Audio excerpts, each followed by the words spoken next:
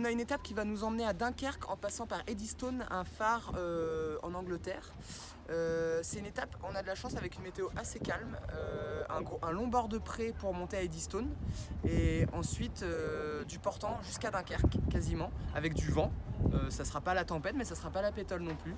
Donc, et pas trop de pièges météo sur la route. Donc ça va être une course de stratégie parce qu'on est au VMG, donc il y aura des bords à tirer, et aussi une course de vitesse parce qu'il faudra avoir la capacité à être devant les petits copains aussi en vitesse pure, quoi. Donc ça va être assez passionnant et j'ai vraiment hâte de faire cette deuxième étape qui va nous offrir un vrai classement à l'issue de cette étape parce que là on est tous arrivés en même temps, donc pour l'instant il n'y a pas de hiérarchie installée.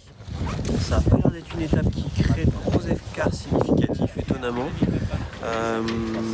Mais dans le détail, il y a quand même un ou deux petits trucs qui pourraient, d'ici demain, s'avérer un peu piégeux. Généralement, quand on fait de l'Est, les premiers qui sont devant creusent l'écart sur ceux qui sont derrière. Donc il faut quand même se méfier de ce genre d'étape. Il y a deux petits passages importants, c'est la première nuit, petit enchaînement de virement de bord pour arriver en Angleterre.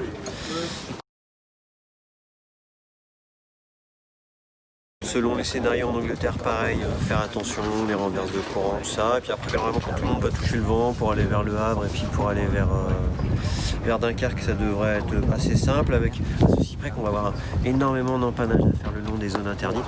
Donc là, attention, pas rentrer dans les zones interdites.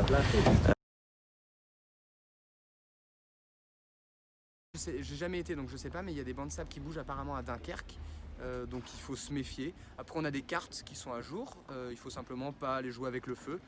Mais écoute, on en reparle à l'arrivée de l'étape 2. Et puis tu as les bancs de sable à l'arrivée, donc c'est vrai qu'en préambule je dis que c'est pas une étape qui peut créer des écarts, mais il y a toujours des pièges auxquels il faudra être attentif.